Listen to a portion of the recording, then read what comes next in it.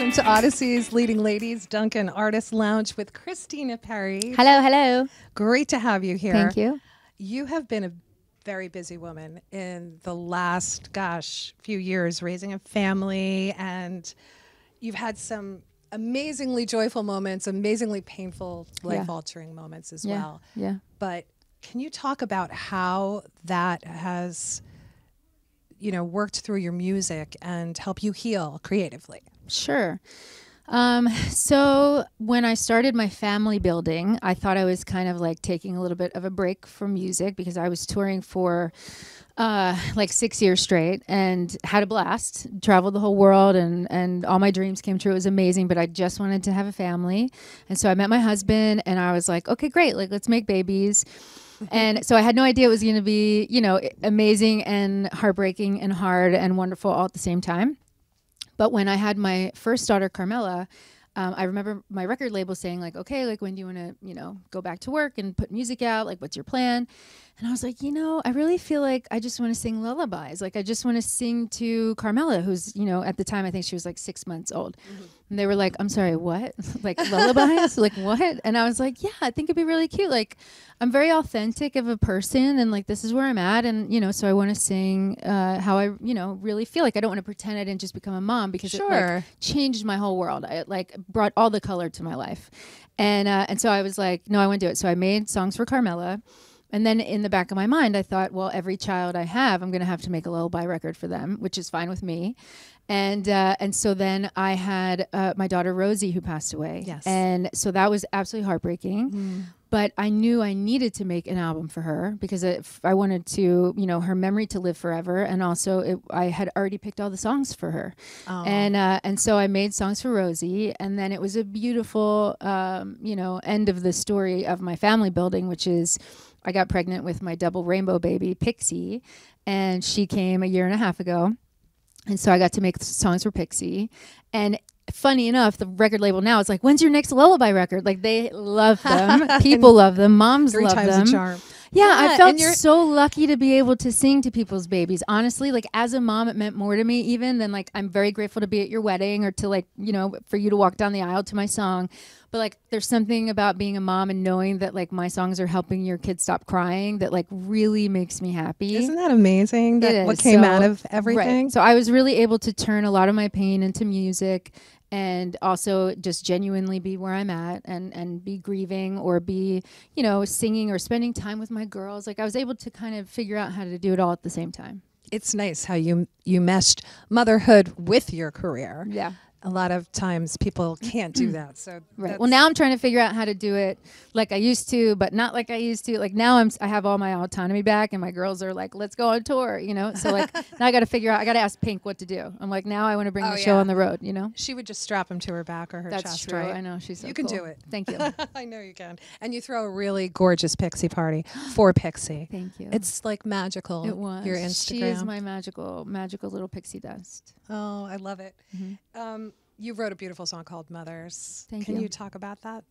Sure. So it's so funny now because I feel like there's no topic that's off limits for me. Like I've now sung about, like I started with heartbreak and then it was like, grief and like now, and with mothers, it's like postpartum depression. Like if anyone's going to write a song about it, it's like me, like I got this.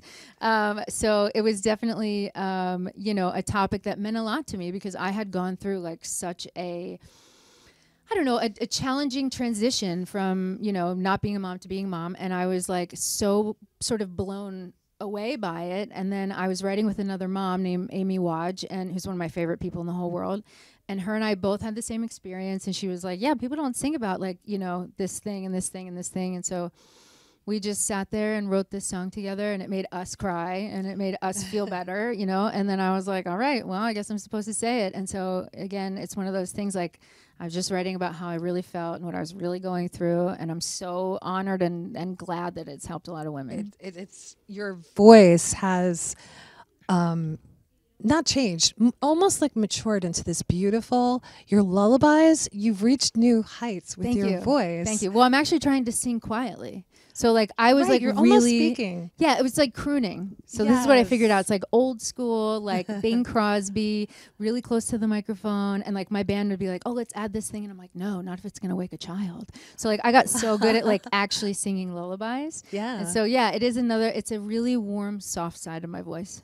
I love it. I love it. Thank you. Evermore. Mm. Can we talk about Evermore? I mean, Sure. these songs are just heartbreakingly gorgeous. Thank you.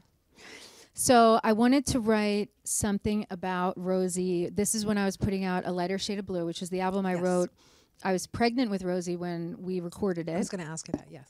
So I absolutely wanted to put it out. And I, it was the pandemic and everyone was like, it's scattered. Like, you don't know when things are going to come out. And then I got pregnant with Pixie and I was like, I really want to put this out before waiting another year and a half. Like, it was already done. Like, let's just make it. But at the same time, I didn't want to put out an album without mentioning what I had been through. Of course. Because again, it's all about authenticity with me. So I was like, well, I can't put out Lighter Shade of Blue without representing Rosie in some way. And so that's when I sat down and I said to my label, yeah, I'll put this album out, but I have to add a song to it, you know, Yes.